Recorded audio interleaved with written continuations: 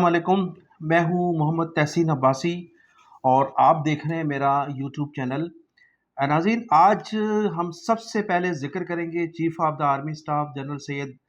حافظ عاصم منیر صاحب نے گزشتہ روز کراچی کا دورہ کیا، اور ان کا دورہ کراچی میں ایک طویل عرصے کے بعد تھا، لیکن بڑا ایک ان کا جو دورہ تھا، اگرچہ انہوں نے کافی دیر سے کیا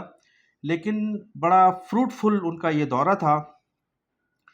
جس میں ان کی ملاقات صرف تاجروں سے رہی۔ اور جیسا کہ ماضی میں وہ کہتے چلے آئے ہیں کہ ان کی جو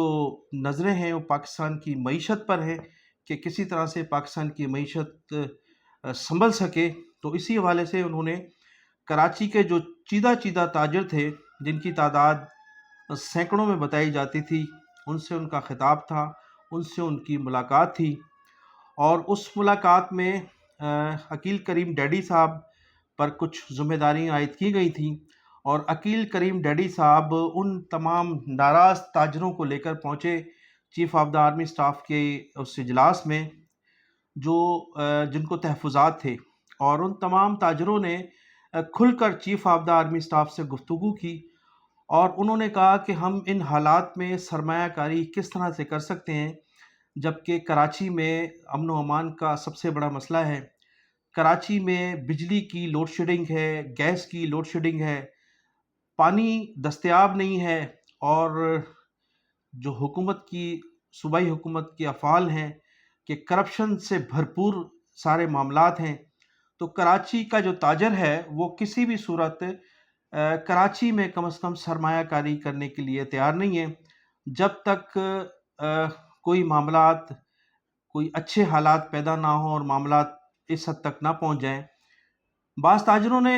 chief of the army staff کو گزشتہ 1 سال قبل جو انہوں نے خطاب کیا تھا اس کی بھی یاد دہانی کرائی۔ ان تاجروں کا اور صنعت کاروں کا کہنا تھا کہ چیف صاحب، آپ نے 1 سال قبل بھی، جب آپ نئے chief of the army staff بنے تھے، اس وقت بھی آپ نے ہم سے ملاقات کی تھی، خطاب کیا تھا، اور ہم سے وعدہ کیا تھا کہ اب حالات بہتری کی طرف جانب گامزن ہوں گے، لیکن کسی بھی قسم کی کوئی تبدیلی نہیں آئی۔ جبکہ ایک حکومت گئی، اس کے بعد نگران حکومت آئی، اس کے بعد اب تیسری حکومت ہے، 3 حکومتوں میں بھی کوئی تبدیلی نظر نہیں آئی، بلکہ ان حالات میں ملک جو ہے وہ پیچھے کی جانب گیا ہے، آگے ملک بڑھ نہیں سکا۔ حالات ایسے نہیں رہے کہ ملک جو ہے وہ آگے کی جانب جاتا۔ Chief of the army staff نے اس تمام باتوں کو تسلیم کیا، اور انہوں نے کہا کہ اس وقت بھی ہم نے اقدامات کرنے کا وعدہ کیا تھا، لیکن ایک مرتبہ میں پھر آپ سے وعدہ کرتا ہوں کہ اب حالات بہتری کی طرف جائیں گے، اور اب تبدیلی آپ کو نظر آئے گی۔ تو چیف آف دا آرمی صاحب کا یہ کہنا تھا کہ آپ ملک میں سرمایہ کاری کریں، آپ کی تمام شرائط جو ہے وہ جائز شرائط تسلیم کی جائیں گی، آپ کو تحفظ بھی فراہم کیا جائے گا، امن و امان بھی کے لیے بھی بالکل کہا جائے گا، اور تمام باتوں پر عمل درآمد ہوگا، لیکن ملک کی معیشت کو سنبھالنے کے لیے، ملک کو ایک ترقی کی جانب گامزن کرنے کے لیے آپ لوگوں کے تعاون کی اشد ضرورت ہے۔ انہوں نے آخر میں صوبوں کے حوالے سے بھی گفتگو کی۔ انہوں نے کہا کہ ہماری سیاستدانوں سے گفتگو ہو رہی ہے، اور ملک میں نئے انتظامی یونٹس بنائے جائیں گے۔ اس میں ابتدائی طور پر پنجاب میں انتظامی یونٹس بنائے جائیں گے، اور پھر دوسرے صوبوں پہ بھی اس پر عمل درآمد شروع ہوگا۔ تو ناظرین، 1 سال قبل جب chief of the army staff Syed Asim Munir صاحب نے کراچی کا دورہ کیا تھا، اور اس میں ایجنڈا بھی، اس دورے کا بھی ایجنڈا اسی طرح سے تھا جس طرح سے گزشتہ روز ملاقات تھی سید عاصم منیر صاحب کی تاجروں اور صنعت کاروں سے، اور اس وقت chief of the army staff نے فوری طور پر اپنے برابر میں بیٹھے ہوئے کور کمانڈر صاحب کو یہ احکامات صادر فرمائے تھے، اور چند روز کے بعد اس وقت کے کور کمانڈر نے ایک لسٹ تیار کی تھی، اور لسٹ تیار کرنے کے بعد وزیر اعلیٰ سندھ اس وقت بھی مراد علی شاہ صاحب تھے، اور 2 صوبائی وزراء کو بلا کر یہ chief of the army staff کا میسج دیا تھا، اور ایک لسٹ فراہم کی تھی کہ یہ لوگ جو لسٹ ہے، اس لسٹ کے مطابق ان تمام لوگوں کو گرفتار کیا جائے، اس لیے کہ یہ سرکاری اور غیر سرکاری زمینوں پر قبضوں میں ملوث ہیں، اغوا پرائے توان میں ملوث ہیں، اور ان کی خوف کی وجہ سے کراچی میں سرمایہ کاری بالکل رک گئی ہے۔ یہ لسٹ فراہم کرنے کے بعد چیف منسٹر صاحب نے بھی شدید اس کا پر رد عمل کا اظہار کیا تھا، اور صوبائی وزراء نے بھی احتجاج کیا تھا کہ کور کمانڈر صاحب کو نے جو لسٹ فراہم کی ہے ان میں بیشتر لوگوں کا تعلق، اکثریت کا تعلق پاکستان پیپلز پارٹی سے ہے۔ تو اس میں جو لسٹ میں سر فہرست تھے وہ تھے علی حسن بروئی، لیکن حکومت نے ان کو گرفتار کرنے کے بجائے ان کو اسپیس دیا تھا اور ان کو فرار ہونے میں ان کی مدد کی تھی، اور تمام لوگ، کچھ لوگ دبئی روانہ ہو گئے تھے، کچھ لوگوں نے صوبہ چھوڑ دیا تھا، بلوچستان چلے گئے تھے۔ اس طرح سے یہ لوگ، ان لوگوں کی کسی کی بھی گرفتاری عمل میں نہیں آئی تھی، اور پھر چند ماہ کے بعد یہ تمام لوگ رفتہ رفتہ واپس آ گئے تھے۔ اسی طرح سے زمینوں پر قبضے، غیر قانونی تعمیرات، اور اس طرح سے اغوا برائے توان کا سلسلہ دوبارہ شروع ہو چکا تھا۔ تو اس مرتبہ chief of the army staff نے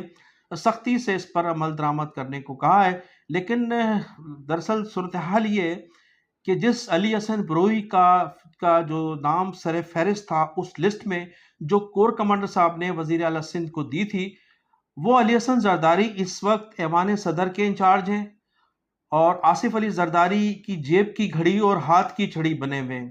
اس کے علاوہ بلوچستان کی پوری حکومت ان کے ہاتھ میں ہے، اور بلوچستان کے تمام افسران کا ٹرانسفر، وزراؤں کی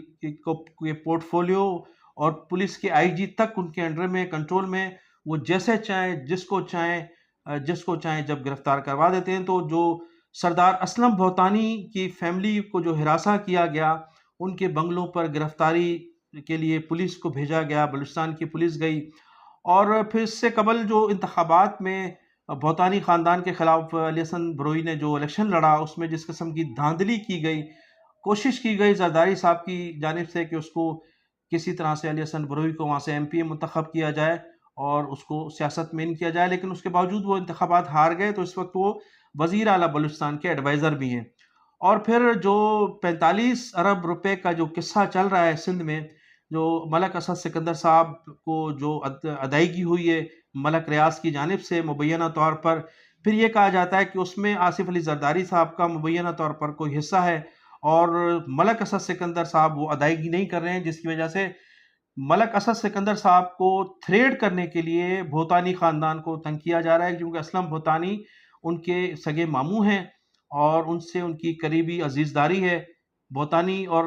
جو ملک اسد سکندر ہیں، وہ ان کا تعلق ایک ہی فیملی سے ہے۔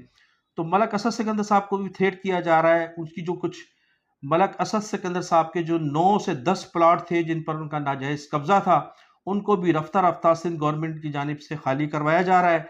اور انہیں مکمل طور پر تھریٹ کیا جا رہا ہے کہ وہ جو 45 ارب روپے ملک ریاض کی جانب سے ان کو ادائیگی ہوئی ہے، اس میں سے وہ جو حصہ ہے وہ دیا جائے۔ اس پر ملک اسد سکندر اور آصف علی زرداری کے درمیان جو چپکلش چل رہی ہے، اس میں وزیر اعلیٰ سندھ بھی پریشان ہے۔ اگر ملک اسد سکندر کے خلاف وہ کارروائی کرتے ہیں تو پھر ان کی سیاست ختم ہو جائے گی، اس لیے کہ وہ جامشوروں کی سیاست ان کے گرد گھومتی ہے، ملک اسد سکندر کے گرد گھومتی ہے۔ وہ پاکستان پیپلز پارٹی سے علیحدگی اختیار کر کے بھی ایم این ایم پی اے بن سکتے ہیں۔ تو اگر وہ ملک اسد سکندر کے خلاف کارروائی نہیں کرتے ہیں تو پھر ان کی چیف منسٹری جانے کا امکان ہے۔ تو اس وقت مراد علی شاہ صاحب بھی سخت پریشان ہیں، اور ملک اسد سکندر کی وجہ سے بھوتانی خاندان بھی اس وقت عطاب میں ہے۔ تو صورتحال یہ ہے کہ علی حسن زرداری اور علی حسن بروئی اور ان کا بھائی قربان بروئی، اب قربان بروئی جو تھے وہ دبئی میں شو روم چلاتے تھے، لیکن اس کو بلا لیا گیا ہے، اور بھوتانی خاندان پر جو مقدمہ درج کیا گیا ہے مبینہ طور پر، وہ قربان بروئی کی مدیت میں کیا گیا ہے، اور قربان بروئی نے الزام لگایا کہ اسلم بھوتانی اور ان کے بھائی اور ان کے بھتیجوں نے مجھ پر حملہ کیا تھا۔ تو اب قربان بروئی کو بھی دبئی سے بلا لیا گیا ہے، قربان بروئی کو سندھ حوالے کر دیا گیا ہے، علی حسن بروئی جو ہے وہ پورے بلوچستان پر قابض ہیں۔ لیکن کہا یہ جاتا ہے کہ تاجروں نے جب chief of the army staff کی توجہ سندھ میں چلنے والے سسٹم کی طرف مبذول کرائی تو اس کا وہ کوئی جواب نہیں دے سکے۔ تو تاجروں میں تھوڑی سی تشویش پائی جاتی ہے کہ جو سسٹم جسے مبینہ طور پر کرپشن کہا جاتا ہے، اور تمام اداروں کا پیسہ اس سسٹم کے ذریعے اس سسٹم میں آتا ہے اور پھر اس سسٹم کے ذریعے تقسیم ہوتا ہے، تو اس سسٹم کے حوالے سے چیف آف دا آرمی صاحب نے کوئی جواب نہیں دیا۔ اور چونکہ وہ پہلے اس سسٹم کو ختم کرنے کے لیے